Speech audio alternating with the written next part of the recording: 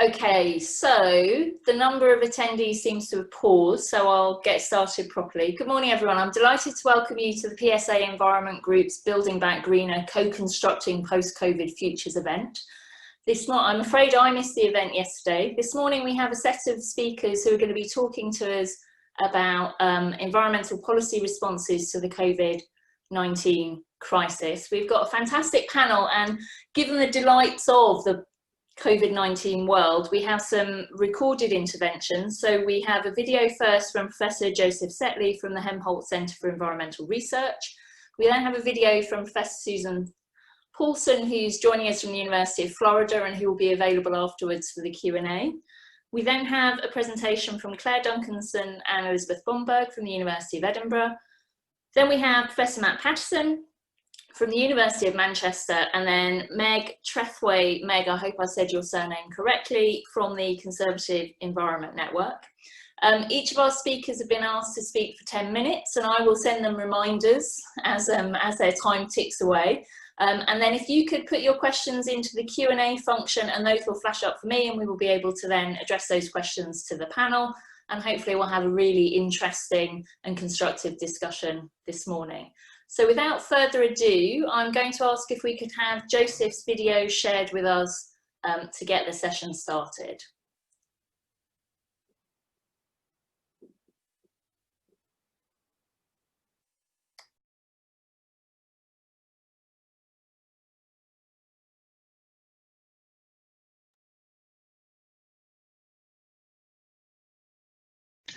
Dear colleagues, it's a pleasure for me to talk to you today.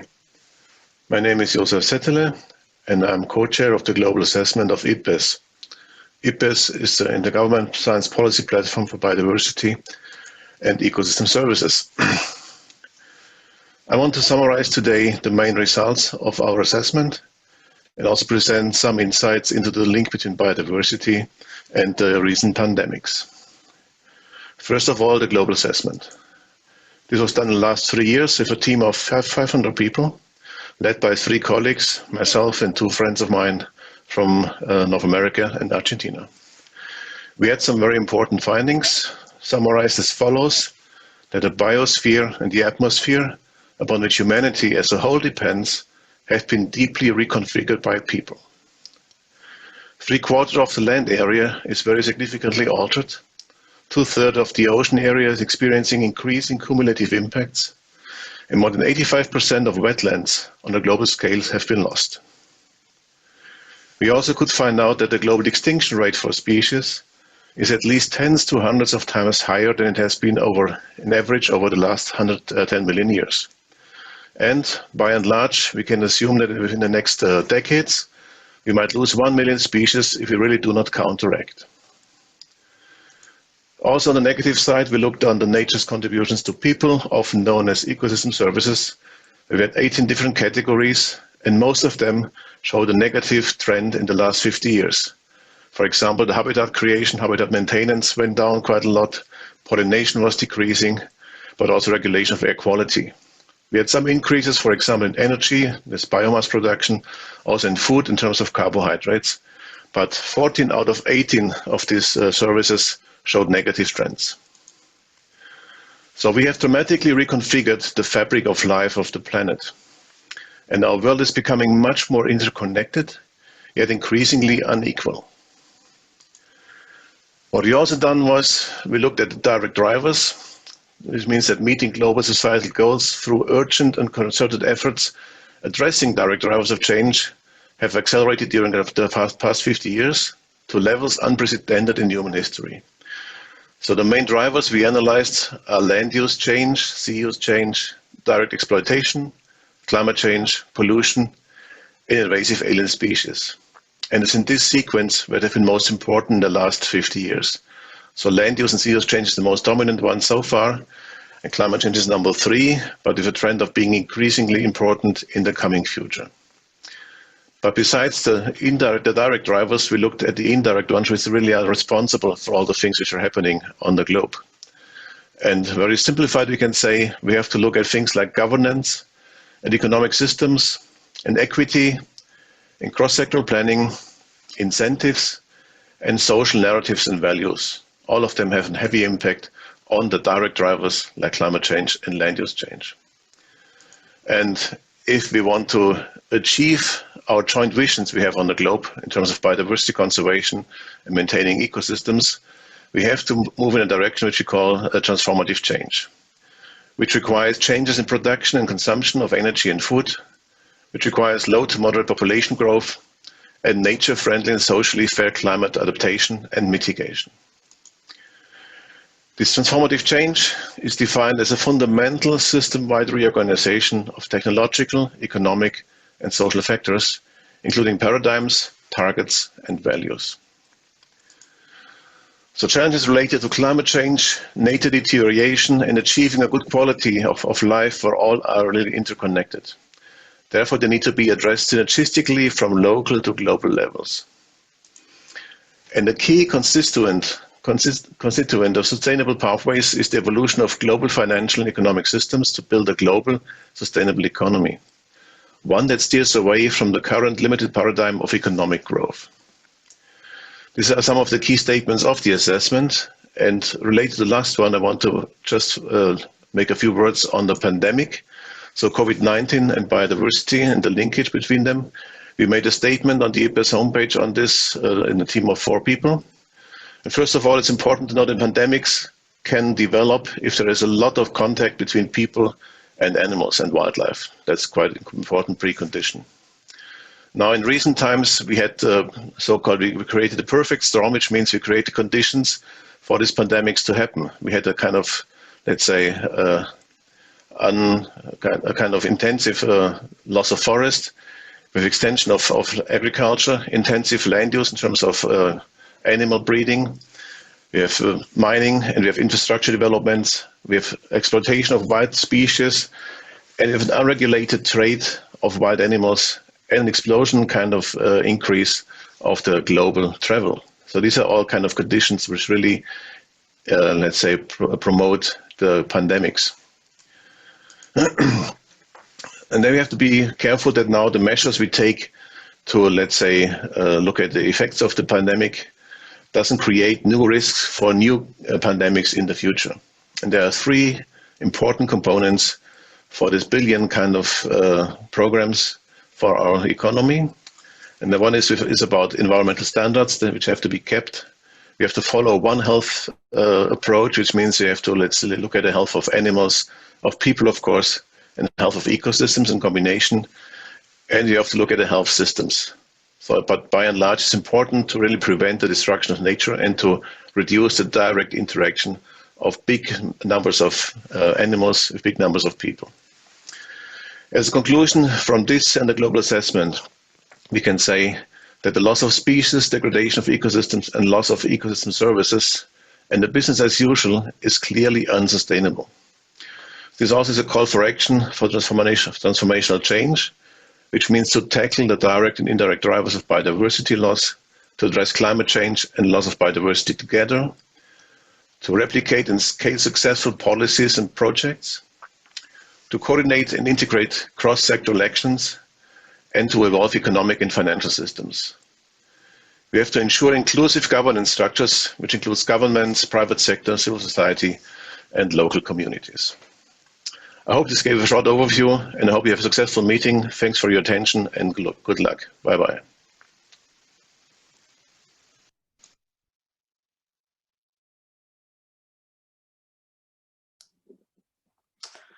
So if Josef isn't going to be available to answer questions on that, but if anyone has any comments or questions they want to address to the rest of the panel, do drop them into the chat function or the Q&A function, and we can ask the rest of the panel questions. I realised I launched this by introducing the panellists, but I didn't introduce myself, which could be a sign of arrogance, I guess. So hello everybody, I'm Professor Charlie Burns from the University of Sheffield, and I'm delighted to be chairing this event. Our next video is from Professor Susan Paulson. Misty, if we could launch that one, that would be great.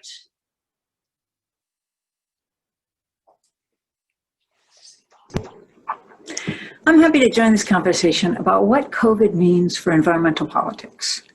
Around the world, politicians are scrambling to relaunch economic growth, while media fuel false antagonisms between health and economy, between jobs and environment. What will it take to reorient political economies around equitable well-being and the regeneration of life? Let's start by acknowledging relations between the paths we're traveling and the crises we experience. My president repeats, "We had the best economy in the world, and then we got hit by COVID," as if the disease fell like an asteroid from outer space. It's tempting to respond by portraying this pandemic as messianic reckoning for our unsustainable ways. To be fair, epidemics have been around in the past and will in the future.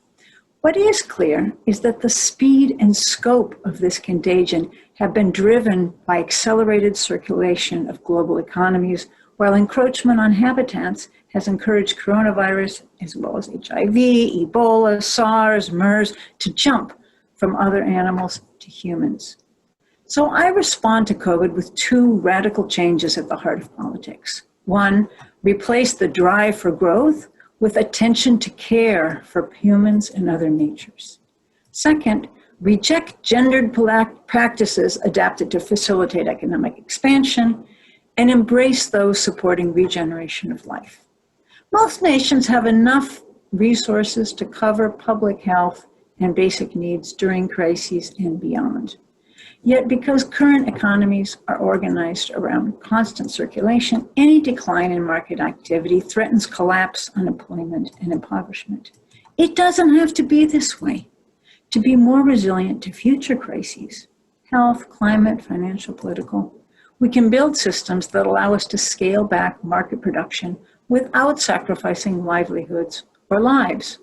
One approach is degrowth, which entails voluntarily slowing down global use of material and energy and reorienting values, institutions, and worldviews around equitable and pleasurable well-being.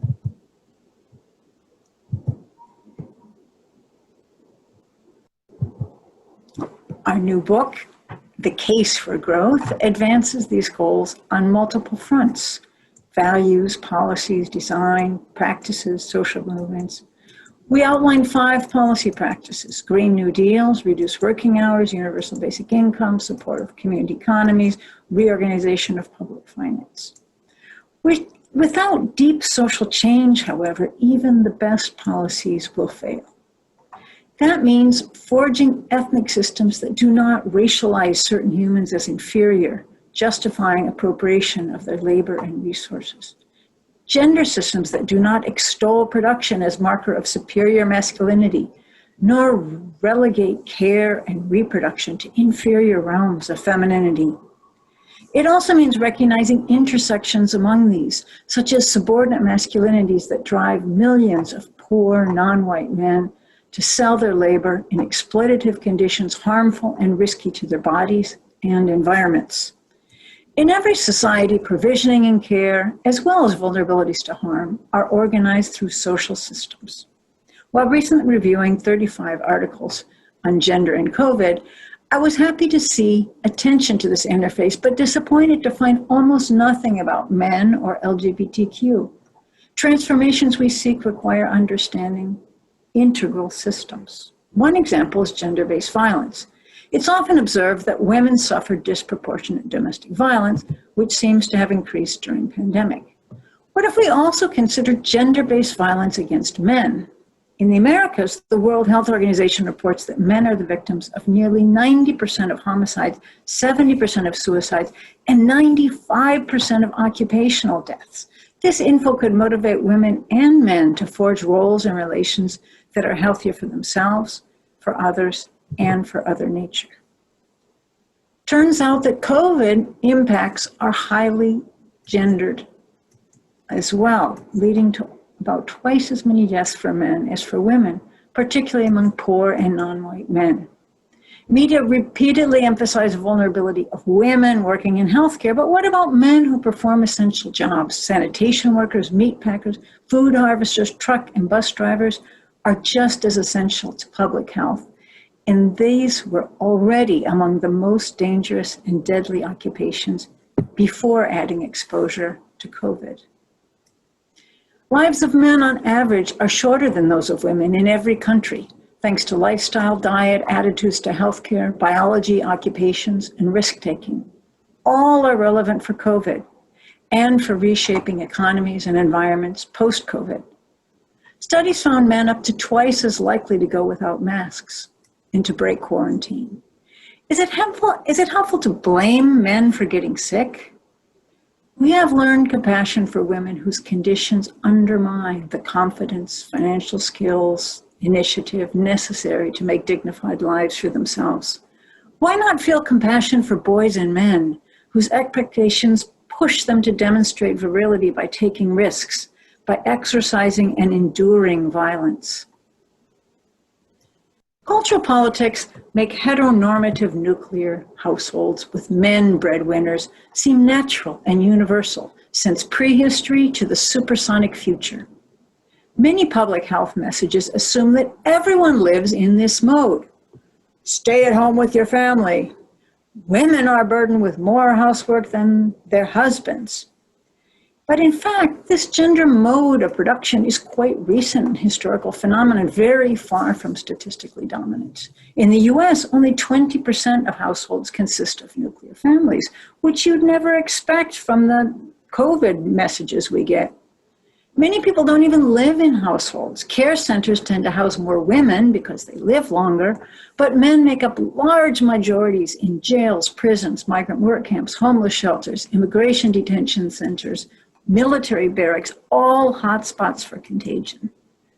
The portrayal of one model limits public health and environmental strategies because it does not reflect empirical realities.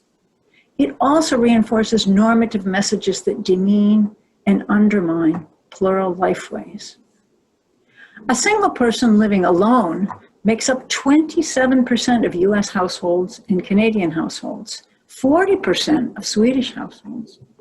Politics need to support existing arrangements for care and reproduction and new innovations provoked by challenges like COVID, such as virtual queer dance parties. COVID realities strengthen the case for expanding gender analysis beyond women's needs, to pay attention to all identities and relations relevant for pandemic response and for transformation towards healthier worlds. Gender systems operate to sustain, reproduce, and adapt all human groups. However, with the expansion of colonial capitalism, gender was co-opted to facilitate exploitation and profit, particularly through hierarchical distinction of production over reproduction.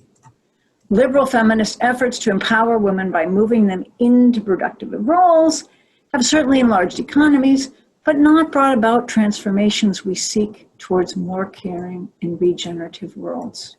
Environmental scholarship and politics require more integral approaches that build towards the regeneration of life rather than generation of market value. In conclusion, the pandemic has laid bare inadequacies and inequalities in current systems and provoked a surge of collaborative, caring initiatives. Neither is sufficient to change the arc of current politics. Bitter struggles have already arisen over which paths to pursue through and after this pandemic. Powerful actors are pushing to reconstitute status quo that enabled the crisis in the first place. There's danger that abilities to ally in resistance will be undermined by politics of fear, surveillance, xenophobia, blame, as well as isolation that constrains organizing and solidarity. Transformative responses will require alliances among diverse perspectives and movements. Our immediate case for including feminist degrowth in this allied front is that its fundamental practices, modest living and cooperation, caring and convivial sharing, building solidarity communities, and regenerating natural environments are desirable in and of themselves. Even with no political victory in sight, people are already exercising and embodying caring degrowth worlds. Thank you.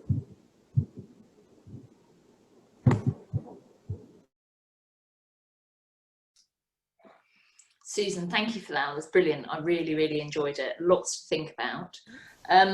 And as I said with the earlier talk, just any questions that people have, we'll take after all the presentations, pop them into the Q&A function.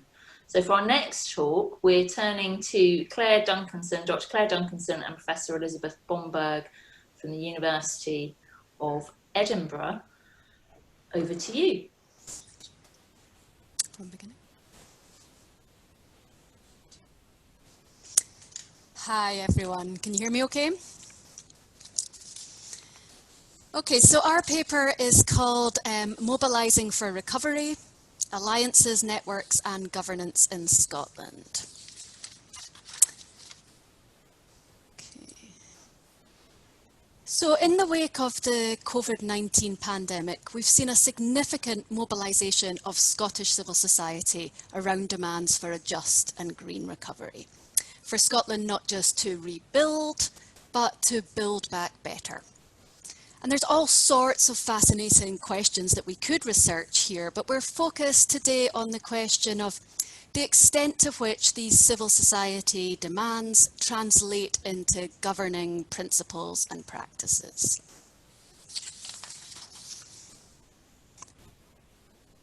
Okay, so we draw on earlier mobilisation and governance research in order to do this. And so we know from the literature that governance change usually requires these three elements. One, alliance and network building.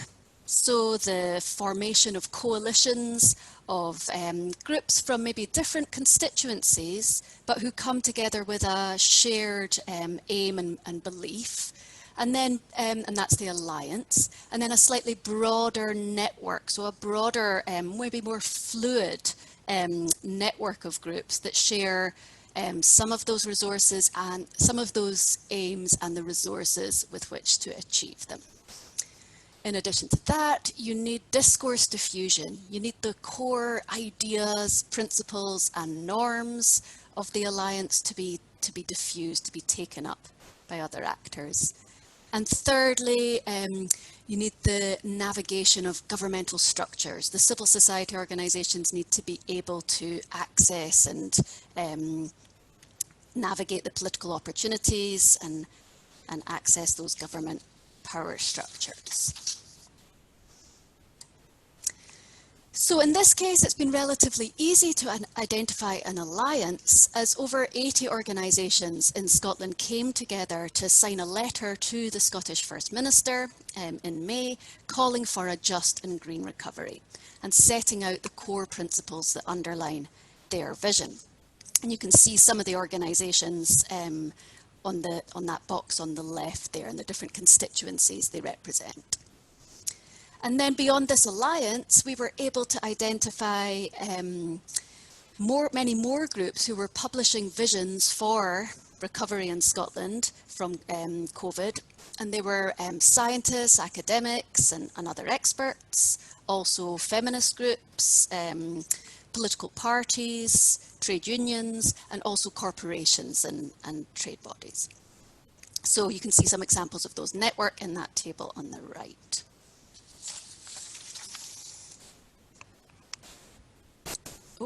Did I go forward too? So our focus today is really on the diffusion of the discourse, that part of the picture. So which ideas and principles and norms underlying visions of economic recovery are emphasised in the recovery visions of the Alliance, then the network, and then taken up by the Scottish Government. And we're also really interested in how recovery is framed in an overall sense. So build back better can imply complete transformation of the economy and society in the way that previous speakers have just outlined, or it can mean something more like adaptation, tweaking the economy to make it better, but not necessarily transformed. And we're really interested in that question. Is recovery, as the Scottish Government frame it, that transformative vision, or is it more about improving more conventional, traditional models? I'm going to pass over to Elizabeth to continue what we did.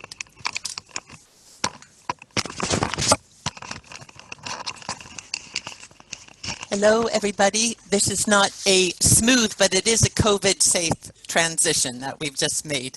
And what I would like to do is take on the remainder of the slides and let me tell you what we tried to do by way of methods.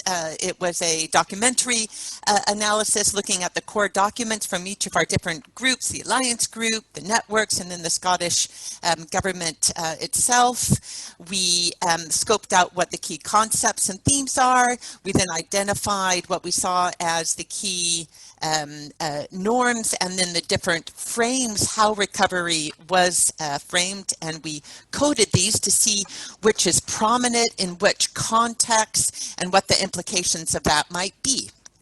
So our initial findings, and this is very early, but our initial findings are as noted here. We have two sets of findings. First, when we looked at the political norms, so we're really interested here in what are the underlining values that the different groups are using to put forward their message for recovery. What are they invoking? And as you can see here, we have the three different groups and we have the norms that they invoked or did not invoke in their documents, in their calls for recovery. So what you can see here is a couple things, and one is that if you look at the alliance, that's the represented by the green here, you can see that they are heavily weighting political norms, things like equality and justice. So the transformation for them, for the alliance, must be a truly political, socio-economic transformation. The second finding we note here is that the widely shared norms are those that are likely to make it over to the Scottish government. So an example here would be if you see the sustainability norm, this is embraced by the Alliance and the network and indeed the Scottish government in its documents and program for governments as well. You might also notice a sharp difference. Look at the justice, where you see the Alliance, global justice, was absolutely key to their demands, and yet it is very lightly, if at all, invoked by some of the, by the wider network or by the Scottish government, and we can discuss why that might be. Similarly, well to the end, you see security. This was very interesting, not necessarily what we expected, although it can be explained. Some network members were very keen on the idea of security, their national security, energy security, economic security, but you see it did not very much feature in, didn't feature at all, indeed, in the Alliance or in the Scottish government documents. Again, we can return to why that might be. And again, those are the norms. And the other thing we looked at was recovery frames. What appeals were used to invoke the type of recovery that we would want. And we have three that we identified. One is the transformational, as Claire indicated, and this, you can see that lots of the groups were keen to present their vision of recovery as truly transformational. Some of the code words here would be transform, but also rethink, innovate, well-being, radical, etc. But at the same time, we also found that some of these actors, certainly the Scottish government itself, also invoked alongside that ideas of a more conventional, a more incremental, a less radical change. So these would be based on traditional economic growth or strong privileging of businesses, less emphasis on rethinking the whole nature of economic priorities. And what we found is that because there is such a wide diversity of groups represented with different demands, that the Scottish government was essentially able to pick and choose the kind of norms and frames that it chose, that it preferred to put forward. What that meant, however, is that we find some tension within the Scottish government and its portrayal of recovery. On one hand, transformational, and in the very same document, quite conventional as well, perhaps as a way to ensure they're not scaring off some of their partners in business, for instance. And third, and the last one I'll highlight here, is the Scottish specific elements. What was distinct about this recovery? This recovery would be distinctly Scottish in particular ways, is what we mean here. And we found this was really strong, most strongly represented in the Scottish government documents, perhaps not surprisingly, led by the Scottish National Party. And it also suggests that this territorial card might be an effective way for the other organizations to increase their resonance, to get their views across to the Scottish government. Might be an example, or might be to package it in a Scottish distinctive way.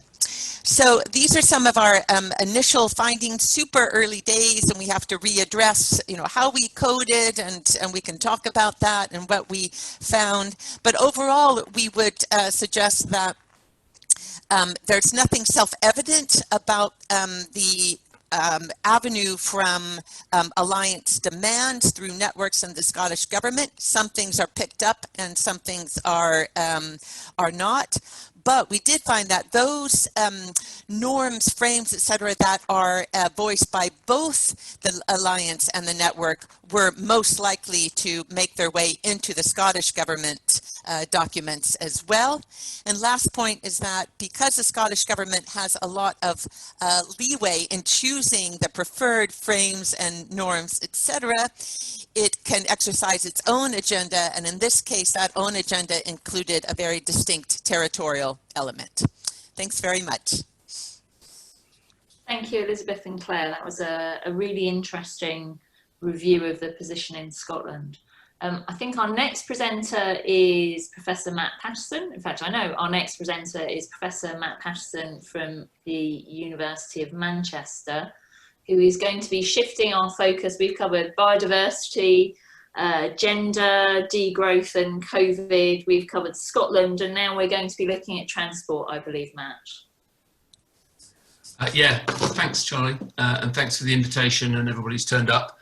Yeah, I'm going to switch focus in two ways. One is that, to get to a particular sector, but it's hopefully fairly obvious why I pick on the transport, environment, COVID combination.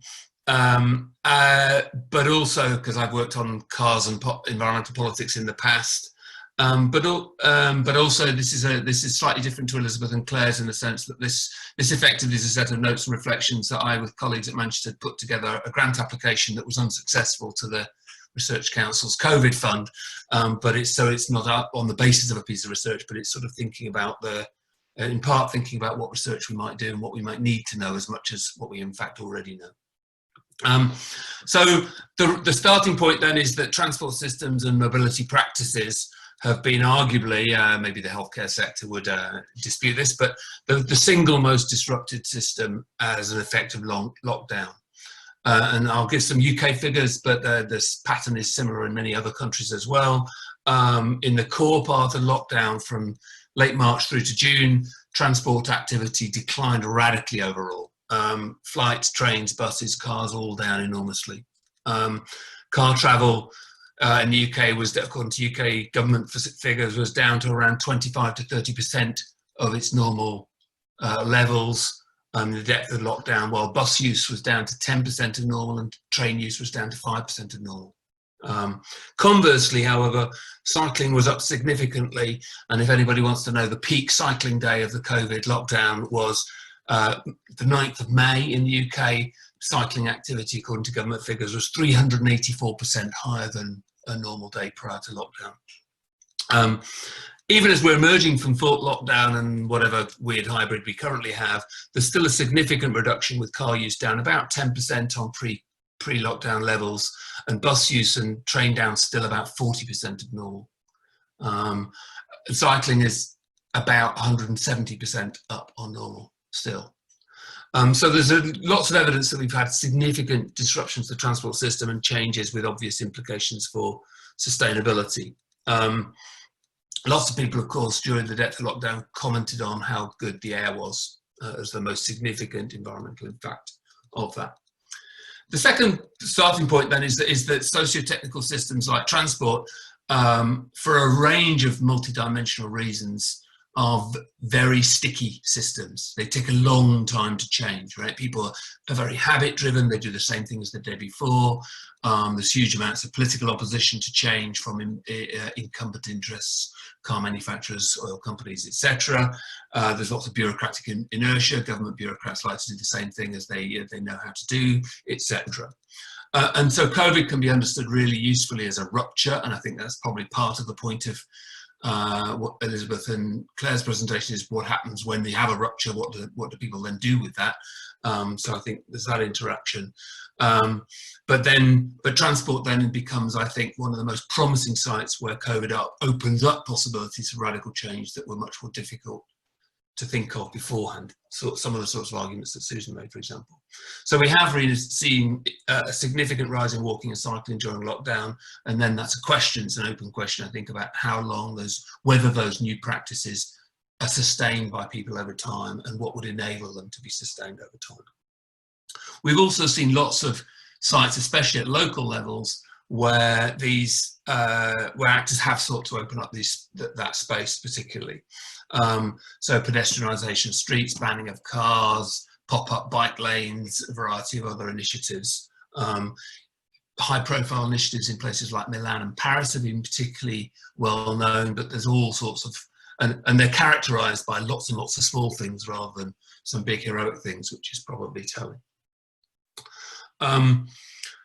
And you had some, but probably less national level activity, mostly rhetorical, right? So in the UK government, you've got a little bit of extra money for cycle lane infrastructure, but and a few good noises, but nothing much more than that. Another dimension of the rupture, though, is on car sales, and I think this is a useful thing to think about. Car sales are currently down 40% year on year, according to the Society of Motor Manufacturers and Traders. At the same time, electric vehicle infrastructure has continued to expand. It was regarded as a key occupation, a key piece of infrastructure, critical infrastructure by the government during that, so you could keep getting EV infrastructure installed in your house or whatever. And EV sales have continued to grow despite the general collapse in car sales. Electric vehicles car sales are up about 150% year on year in the UK. And I don't know about anybody else, but every time I turn Netflix on, I'm getting sold an electric vehicle. The marketing for EVs seems to be just like everywhere now. The final sort of rupture point is then to think about whether our working practices, the home working thing, the numbers of people who will not go back to work, or workplaces that we changed. You see in the US context, there's been these figures about the dramatic collapse in real estate prices in Manhattan, because offices, people are just thinking, we're not going back to those offices, right? So, and that's got massive impacts for how we think about transport and so on. Of course, it's very complicated. I think I've got a 5-minute message, but yeah, I think I'm okay. The most obvious complication is the social distancing requirements in relation to public transport. And that explains some of the statistics that I presented earlier on, the way that buses and trains have recovered less quickly than car use.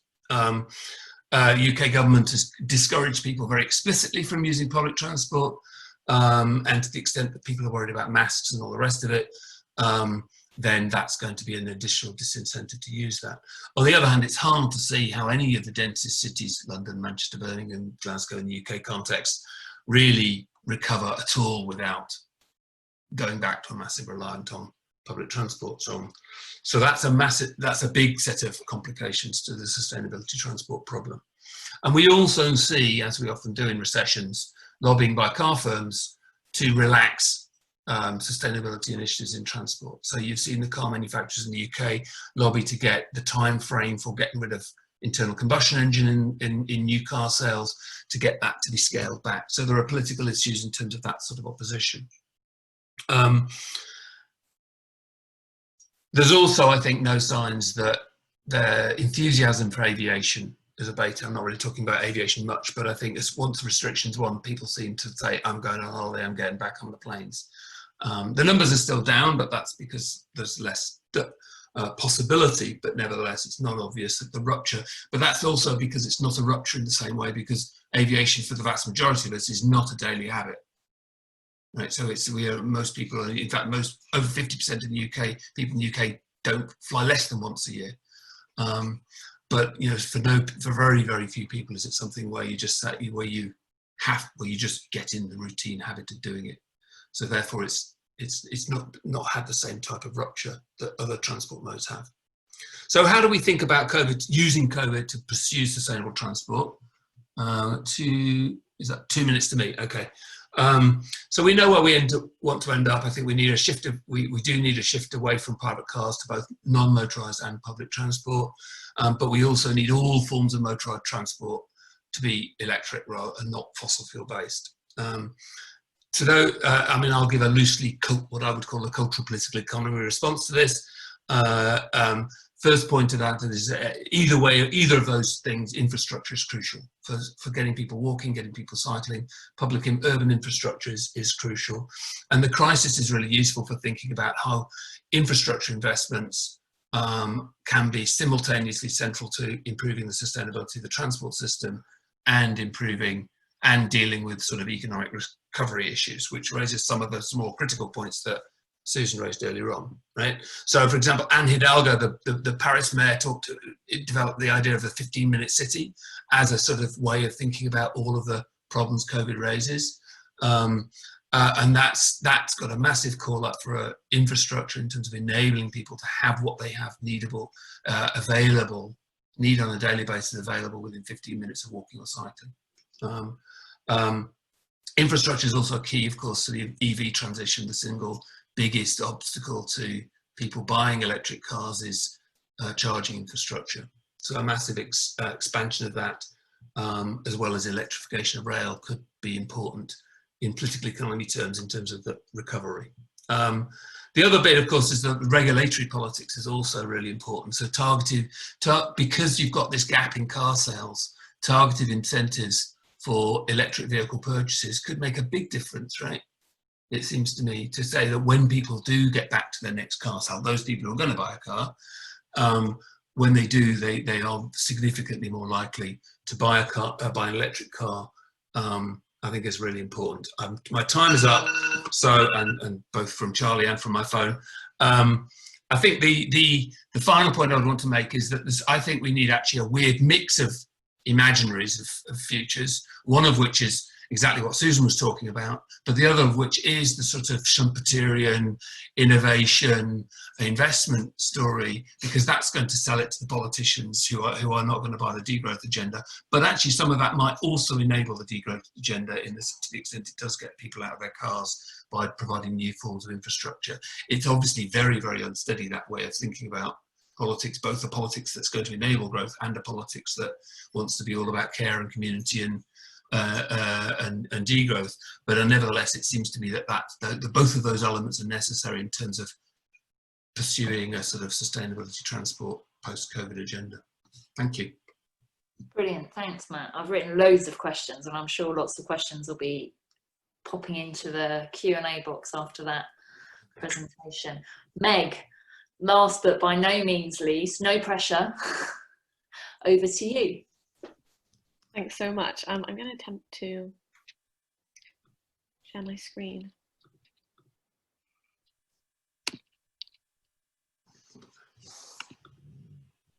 Which is what they need to let me do.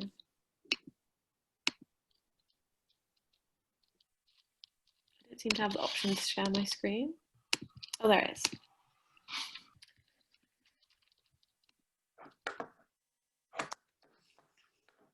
That worked? Loading. Oh, great. Is that all good? Thumbs up? Cool. So, hi everyone. I think I'm the non-academic here. My name's Meg Trethewey. I'm the head of programs at the Conservative Environment Network, with the Independent Forum for Conservatives who support conservation and decarbonisation. I work with around a caucus of around 80 plus MPs and peers, well 90 now actually, a councillor network and a membership of grassroots conservatives. Some of our key work at the moment includes getting on track to net zero, international leadership in the run-up to the UN Climate Summit, the opportunities for the environment after Brexit, and strengthening those and improving air quality. So it's great to hear all that interesting work that Matt's up to as well. But of course, since lockdown, we've reframed all of that work in the context of the green recovery. So what does that look like, and what have we learned? Firstly, obviously, job creation is now the key frame with which we're pitching all of our campaigns through. This was already an important frame when talking about Conservatives in red wall constituencies in particular, and with Conservative generally, but now it's even more important as we've seen employment with its largest falls in a decade. And two of the key themes that we've also seen emerging, which Matt's already covered, as well as is sort of the clean air aspect with regards to transport, and particularly a lot of excitement around e-mobility. So I might sneak that as a question into Matt for later if he has any thoughts on that. And also just generally around people visiting their local green spaces a lot more frequently and just coming to value that in their communities a lot more. And lots of MPs very interested in how we can invest in those green spaces and generally in local nature hotspots going forward. And then lastly, of course, we've entered a recession for the first time in 11 years, and this is an important frame for Conservatives and how we can restart the economy. And at the moment, it seems that austerity measures are really not on the table. Boris seems much more willing to spend than past Conservative prime ministers, but measures will still need to deliver value for money. And the Treasury still won't sanction wasteful spending, but will look to impose some fiscal rules, and we don't yet know what those will be. So that's sort of what we've learned. I won't try to go into too much detail on this because I expect most of you have some intensive research, but in terms of what we think a green recovery might look like from a policy perspective, firstly, I suppose, how do we decide if it's a green recovery? For Conservatives, that doesn't necessarily mean that we judge it on the scale of state intervention or state funding.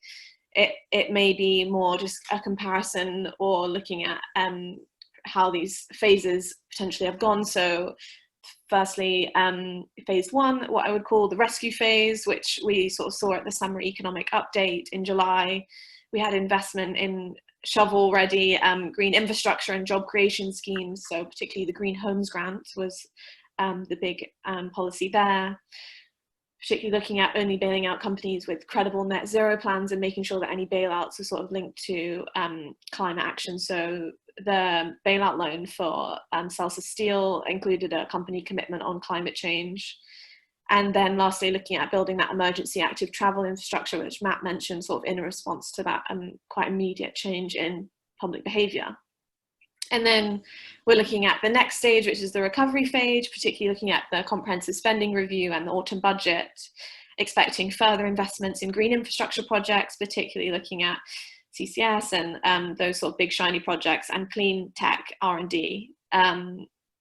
So these are mechanisms that particularly are looking to encourage more private sector investment, particularly in, for example, renewables, and investing in reshaping our towns and cities as they come out of lockdown, again with active travel and green spaces in particular being the key themes that MPs are most interested in at the moment. And then looking at some of the more big picture issues which we've talked about already with regards to the sources of COVID and habitat loss and so on. So the current political landscape, Mitch asked me to sort of give any insights I might have on what the government's thinking and what Tory MPs are thinking. In June, we had some polling with Ipsos Mori, which showed that a majority of Conservatives agreed that it would be the wrong thing to do and harmful to future generations if the government plans for the economic recovery didn't tackle pollution and climate change. The polling went into quite a lot of detail. If of interest to anyone, it's on our website, so I can share that in the chat later. But generally from our work, it's clear that there is a lot of goodwill there from the MPs and from the Prime Minister and his team. There doesn't seem to be a likelihood that climate change won't be a priority for the Conservative Party in the near future. During the last election, and particularly during recent protests from Extinction Rebellion, it started to feel like climate change might slip more into the culture war that we've seen around Brexit, etc. and seen as more of a left-wing aspect of policy, but it seems to have moved past that now, and both the Chancellor and the Prime Minister have made green recovery statements in their messaging around the recovery and committed to building back better. At the same time, as I've already sort of mentioned, the economic context and job losses continue to be important, and everything that we have pitched has to be through that lens now. It's the case around green is good for the economy, green is good for jobs, and net zero through that lens. And still the value for taxpayer money, particularly in a recession, may mean that projects that are struggling to present that jobs in that economic case may be seen as less attractive at this moment. It's also unlikely that the government will want to have any difficult conversations at the moment. For example, looking at as we lose VAT from car fuel and alternatives there, and some of those sort of longer term policies around aviation. And it seems unlikely that we're going to be wanting to start those conversations in this period of time. But at the same time, there's still been a bit more appetite for government interventionism from the public and from the government than expected. But with the potential for another lockdown, that seems to be slightly waning. So we'll probably still need to consider longer periods of time to phase in, for example, low carbon heating options and reducing the impact on households and individuals. Particularly popular at the moment with our MPs seem to be money raisers, obviously, particularly an interest in carbon pricing, leveraging more private financing as much as possible, particularly looking at contractor difference mechanisms and so on, green mortgages. And this sort of coincides with the feeling that bans, taxes, punitive policies are seen as less conservatives. So while we know that we need to balance the books, there'll be a real reluctance to focus on taxes. And lastly, given that I'm sort of in the comms space, I just thought this might be helpful in terms of a few framings that we know tend to be very popular with conservatives and how to speak about some of these issues. So obviously the government is very much interested in levelling up and what that means, expanding investment beyond London, demonstrating to the Red Wall voters that there are tangible benefits of a Conservative government, particularly looking at localism, making sure no community is left behind, all of these sorts of framings. Intergenerational fairness is in there, given that the slogan around leaving our environment in a better state than we found it. There's this whole feeling around fiscal responsibility and balancing the books, and similarly there tends to be a feeling around making sure that we hand on our environment in a better state. The prosperity and clean growth argument, that there are economic opportunities for tackling climate change, that it doesn't have to be growth versus climate action, which it tends to be one of the main sticking points for international conservative movements around this. But that actually, through trade opportunities and innovative clean tech, there's this sort of industrial strategy narrative that the government has embraced. There's a general technological optimism around the UK as a hub for excellence, the reputation for inventing solutions, looking at the coal phase out and renewables record, and optimism that new tech can solve a lot of these challenges. And then lastly, international leadership. The UK is the first country to adopt a Climate Change Act, the first major economy to adopt a net zero target. Our record on climate change, leading in climate finance and offshore wind, many of these things are a point of pride and something that we can kind of leverage around making sure we continue that record and expand on it, so that as we go into the UN Climate Summit as host, that we have our house in order and that we can be credible in our leadership. Yeah, so that's kind of my presentation based on what Mitch asked me to cover, but I'm happy to take questions in the next part. Brilliant, thank you, Meg. I just realised that I was so interested in what you were saying, I forgot to set the timer, but I'm sure it was a perfect 10-minute presentation. Somebody looked at my phone and went, oh, I didn't press start. So apologies that you didn't get the messages that everyone else did prompting you. So we've had a number of questions dropped into the Q&A box. So we've got 2 for Elizabeth, 1 for Meg, and 1 for everyone. We've got about half an hour. I have lots and lots of questions, but I might email you all separately afterwards. So what I might do is take the questions to Elizabeth and Meg, and then turn to the question for everyone. If any other questions come in, I'll ask you. But if anyone wants to jump in on some of these questions do. Elizabeth, questions to you are actually quite specific. I don't know if you can see these, but I'll read them out for everyone's benefit. So you've got 2 questions for you and Claire. How did you deal with the overlap between equality, justice, social overlap with sustainability? And why not pull out the 2 main themes of sustainability, economic, social, environment, and perhaps democracy? So so how did you go about disentangling sustainability? I guess that question is asking you. And then a related question to that is, where were the norms from and how were they identified? So Elizabeth, if you want to take those, and then Meg, I'll ask you the question that's come in for you, which is a really interesting one as well. Elizabeth. Okay, yes, thanks Peter for posing that first question. This is precisely what we're wrestling with ourselves, how to disentangle what are inevitably interconnected norms. And what we did is that we at times crudely, but nonetheless, we thought as a first step, helpfully tried to make these distinctions in the code words that we used. And in particular, even though, yes, sustainability encompasses a social and economic and environmental dimension, so it's all really one big norm in the way. We wanted to disaggregate that to see if we can tease out some distinctions within that. So what we did for coding of sustainability is really, maybe we should call it this, environmental sustainability. So that was very much about zero carbon, green spaces, biodiversity, pollution, nature, natural capital. And then if there was a reference to equality, fairness, justice, we would code that in the different categories. And the reason we did that, we want to see to what extent does one dominate, is why is equality so incredibly important for some groups and taken up by the government and not others. Do you want to go to the, hold on.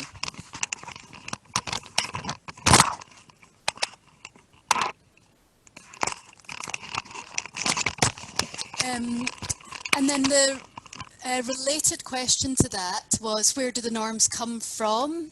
And so that's a kind of iterative process. We looked at the Alliance's letter that I mentioned, so the 80 organisations that had come to ask Nicola Sturgeon for this just and green recovery.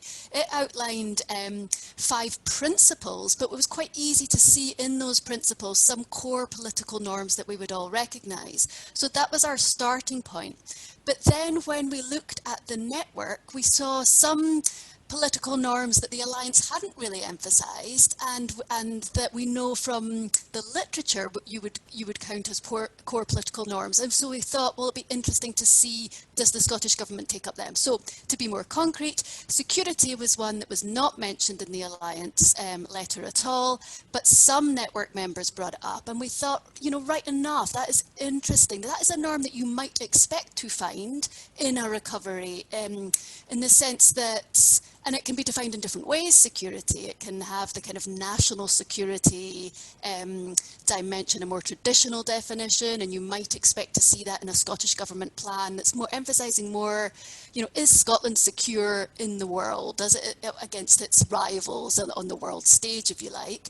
Or you might think of security in the more like critically informed, emancipatory, human security sense, the sense that one needs to feel safe and secure as part of the good life, if you like. And so you might have expected to see that in some of the civil society actors, but we didn't see it at all. So that was interesting.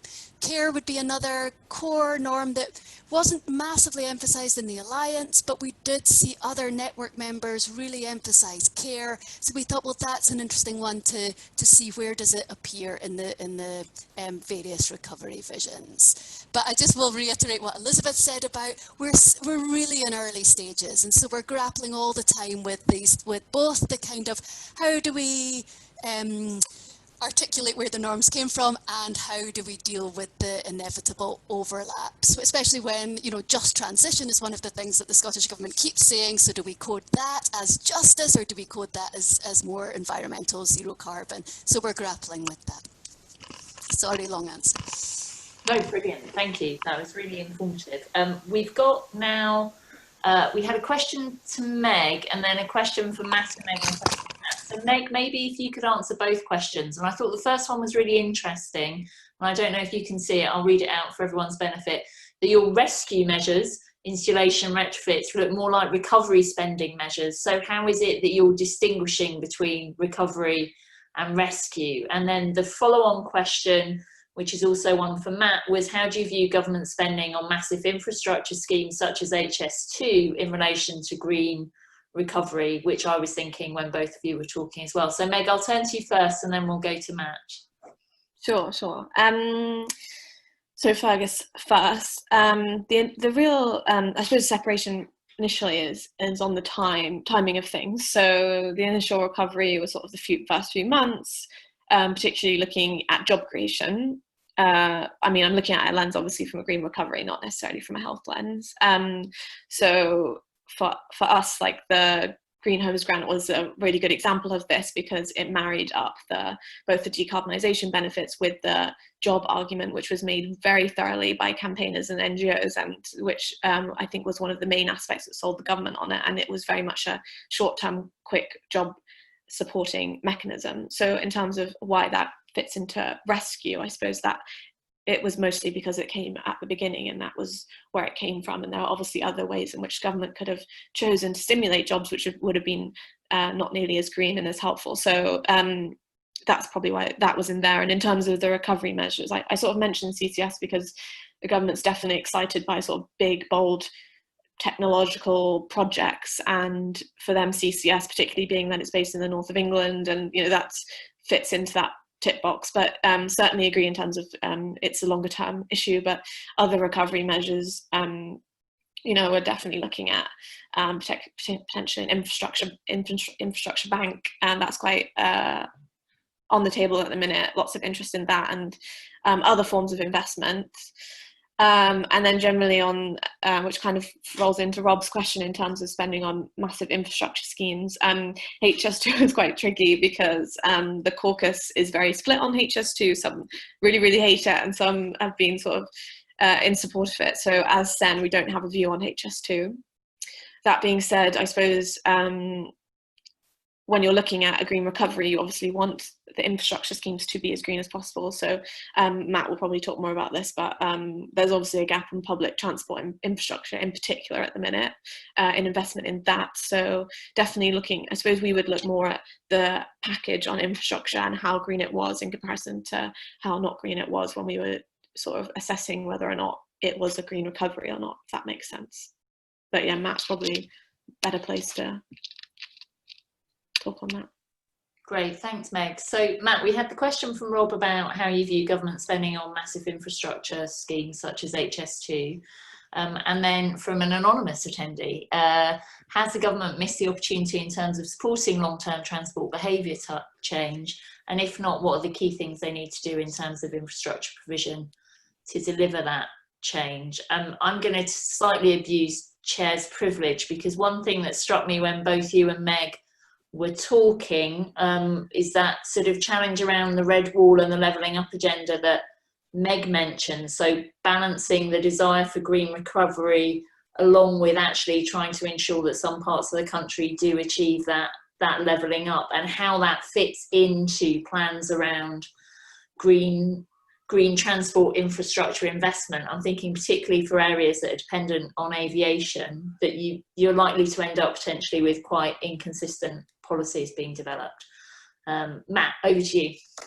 I agree totally with what you just said there. I mean, on the HS2 specific, at one level I'm slightly more ambivalent than lots of my environmentalist friends about it, as whether or not it's a good thing. But I do think it's, if you wanted to say how much they're going to end up spending, and that's a moving target, what the number is going to be anyway, you could get those environmental improvements in the transport system much more cost effectively than spending it on something like that, right? So it's a hugely expensive, and therefore risks being a massive distraction from serious investments in other things, right? And in terms of the point that Charlie just made, into purely in terms of the government's own electoral logic, what they're doing is pissing off a load of people in the home counties because they're tearing down forests. And this is like the roads program. We're back to the roads programs of the 1990s and the anti-roads protests then, right? That's a very similar dynamic to what was going on there.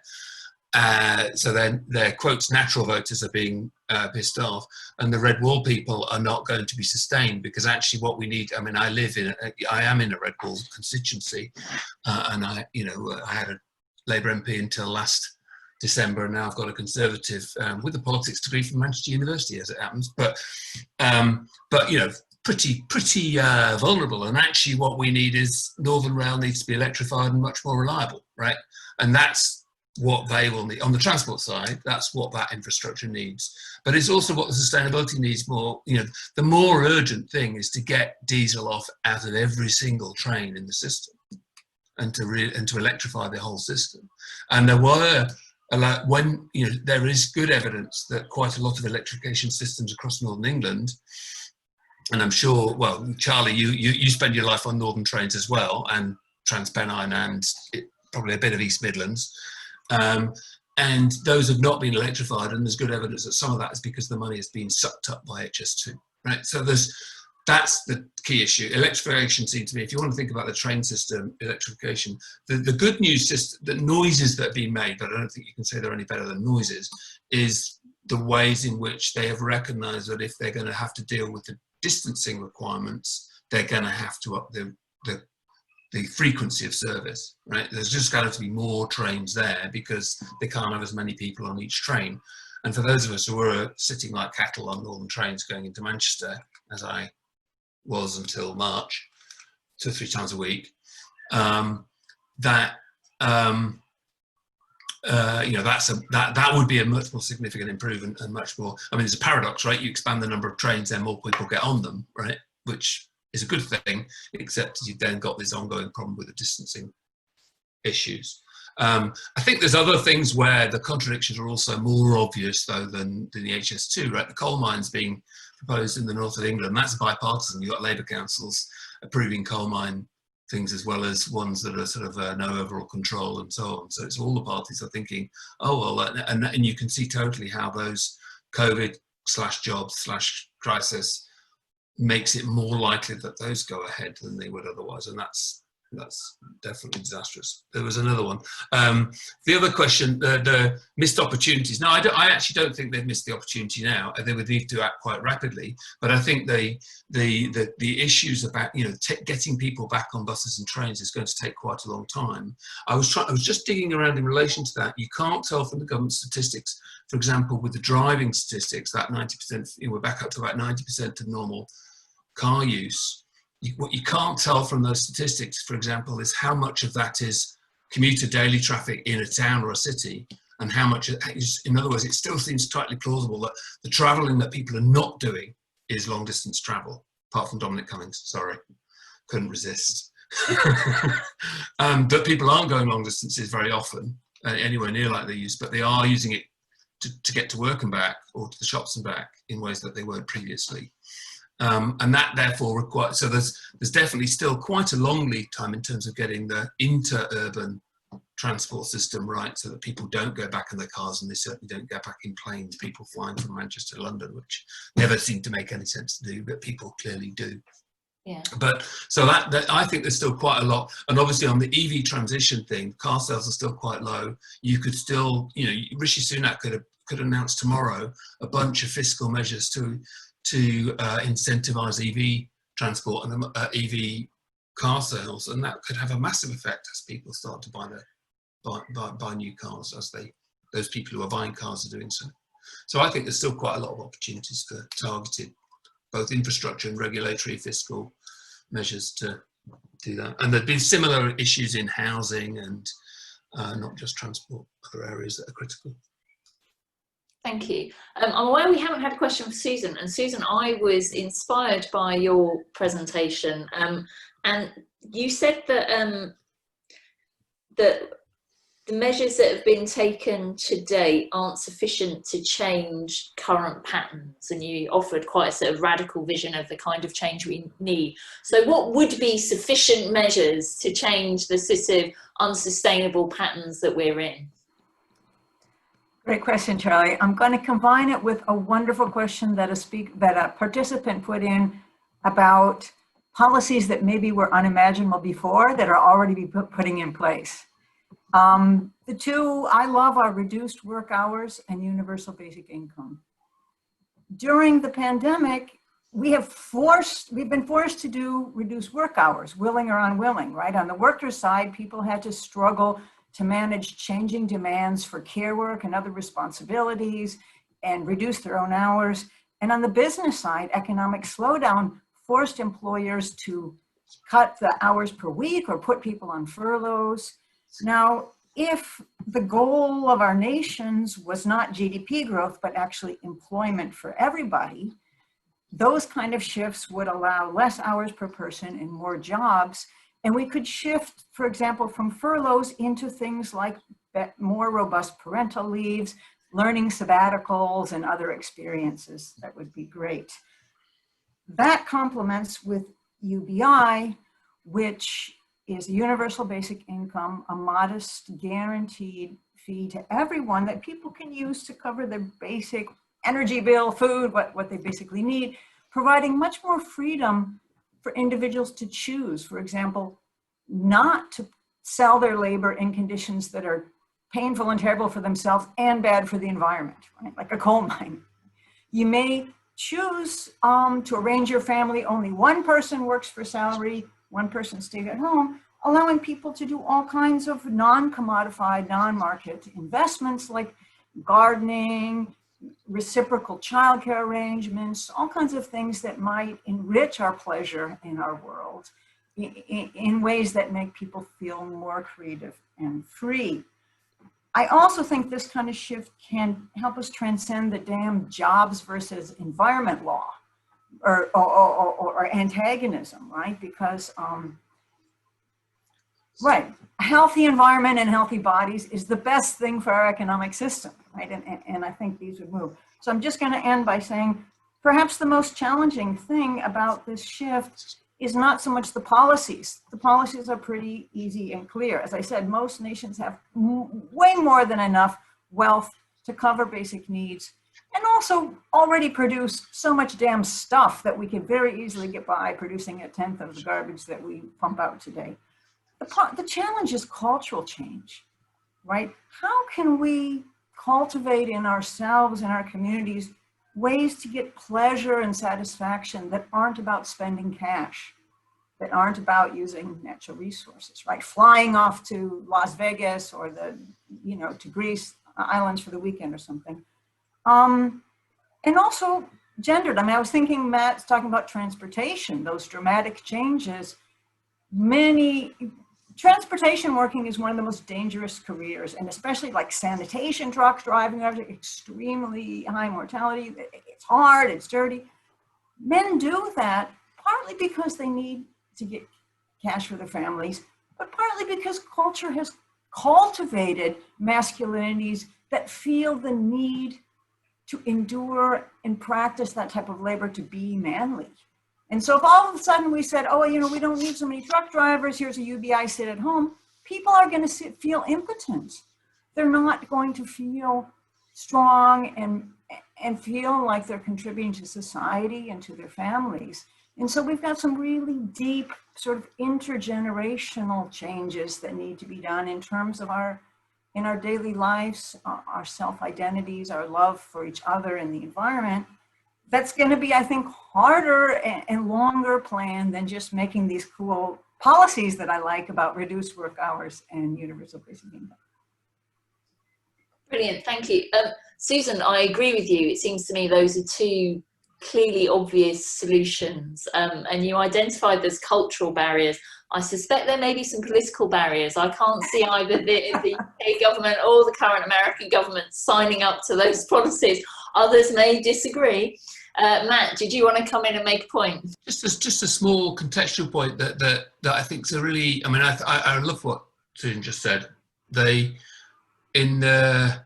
it's part, we were having a quick chat beforehand, but my daughter works in a restaurant, so in a situation where there are lots of people coming and going, distancing is really, really difficult. People can't wear masks because they're eating.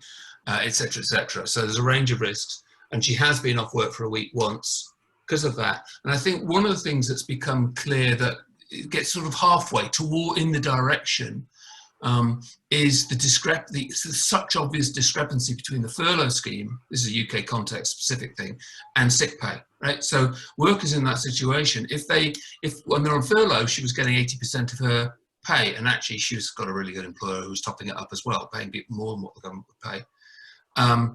If she was, and they've been happy to sort of manage that such that she gets furlough when she takes a week off because she's waiting for the test because one of her co-workers had tested positive, so she needed to be tested and couldn't work for the week until that test came back negative, which thankfully it did.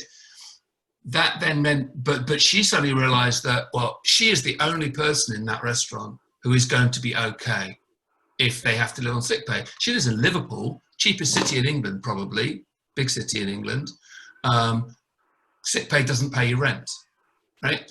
And so she's forced with this weird, and workers often are forced in this thing, do I endanger myself and my colleagues by going to work when I'm ill? It's not just COVID, that's flu, colds, everything, right? So I think a reevaluation of that sort of things in terms of what Susan's saying around the question of sick pay being just appalling, right? In terms of basically lots of her colleagues, if they were forced to be on sick leave for more than, let's say, 14 days, would be homeless.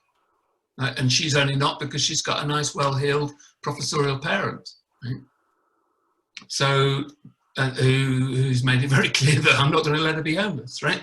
So that set of privilege networks is the only thing that sustains her from that risk, and being forced with the choice of, do I lie about my COVID test and turn up to work anyway because sick pay will make me homeless?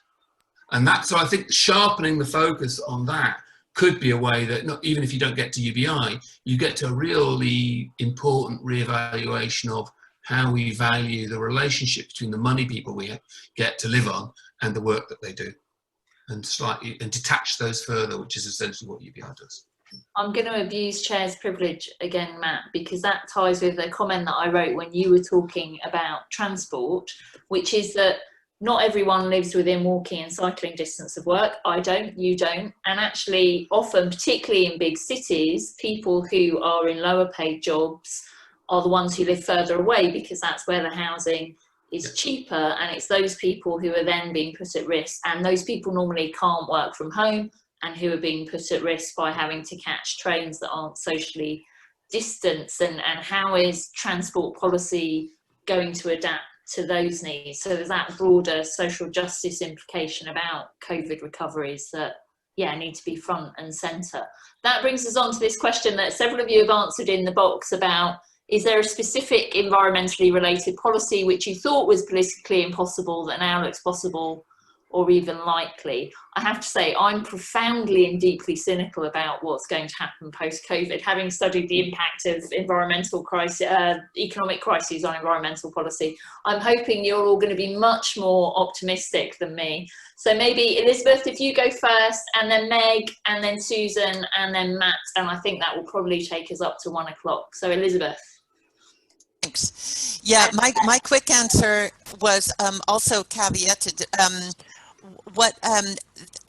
The general set of policies that I see that would not have been politically likely and maybe not politically possible, and I speak not just about the UK, I certainly speak about the US as well, is the role of governments and government intervention and intervention in terms of UBI. So, for instance, so I think the big question will be, to what extent, to get back to Susan's point, does this shift the culture, does this shift attitudes towards government? Can government play a more positive role? That certainly in certain countries, it has been more positive than it's been depicted. And I think temporarily, we've already seen that, but whether it's only temporary or whether we revert back to government is the problem, and we need only, it's all about individuals and private enterprise, that will be the test. And there I'm not so sure, right, Claire? Yeah. And Claire gives me a thumbs up. Okay, thanks.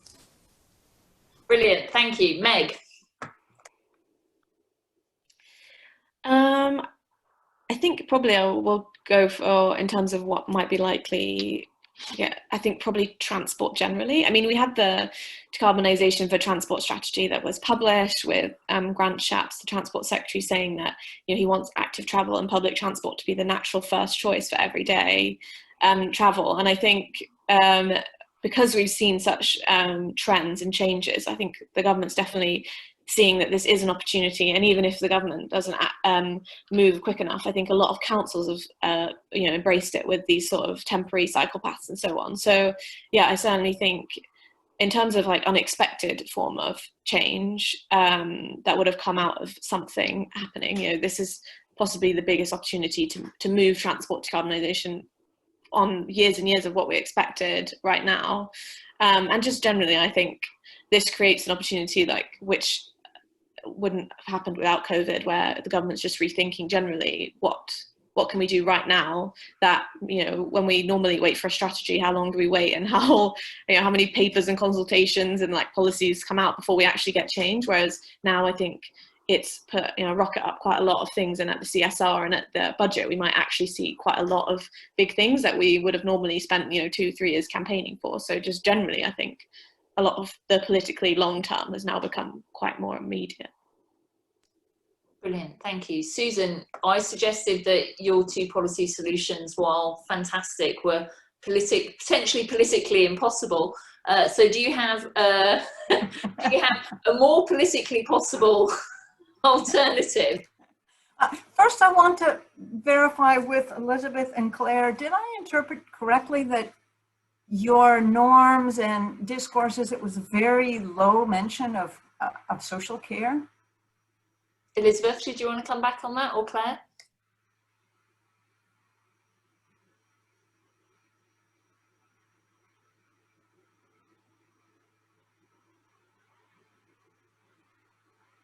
Sorry.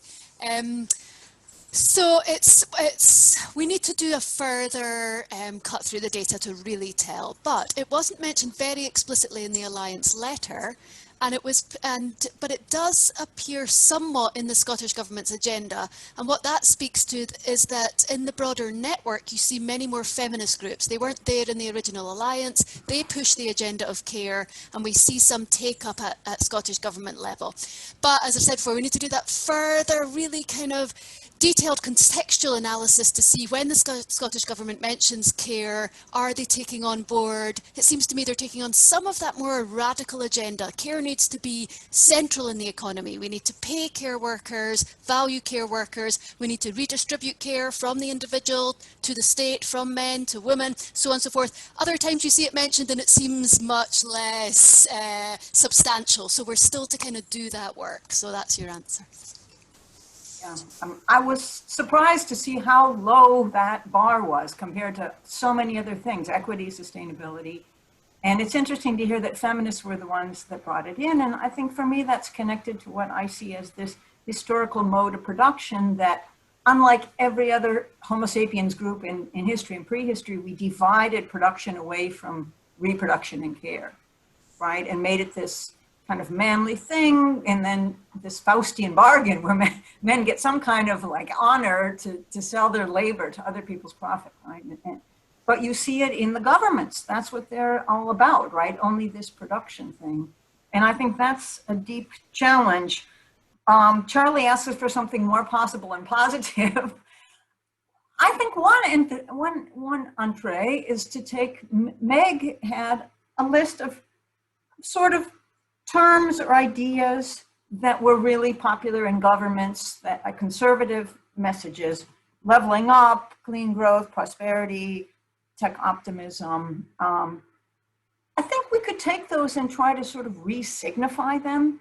For example, for me, the instant use of leveling up might be, okay, everyone should get more cash, right? Everyone should earn more money.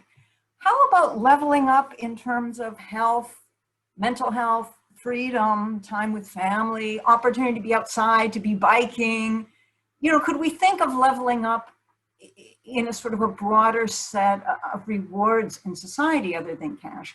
So we keep this conservative agenda, but make it richer in content. And another thing is technological optimism.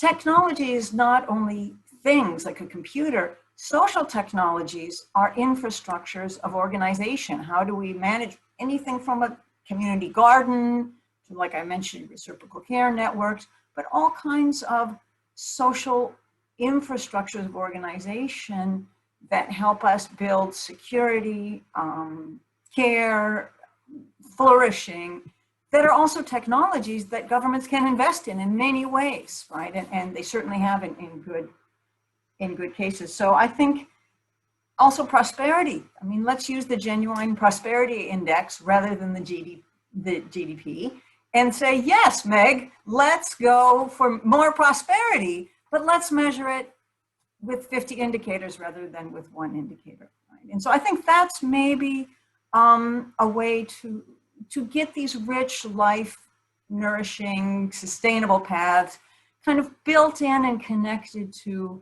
the dominant discourse, which is basically about more money circulating, right? Anyway. Brilliant, thank you. Matt, you get the last word briefly. You have a minute. That doesn't seem justified. I mean, I think I go back to the general point that ruptures create space, and I put a few things in the chat there. So I did, but I don't think they create space for something, or I think it's better to think about what's going on at the moment as ways in which pre-existing pressures are accelerated, and there's a space to just really ramp up. So EV, cycling, electrification, home heating is and cooking in the housing sector, which is something that's sort of now in the net zero world, people have recognized, okay, we need to suddenly electrify everybody's home heating, which is mostly natural gas in the UK for anybody coming from outside.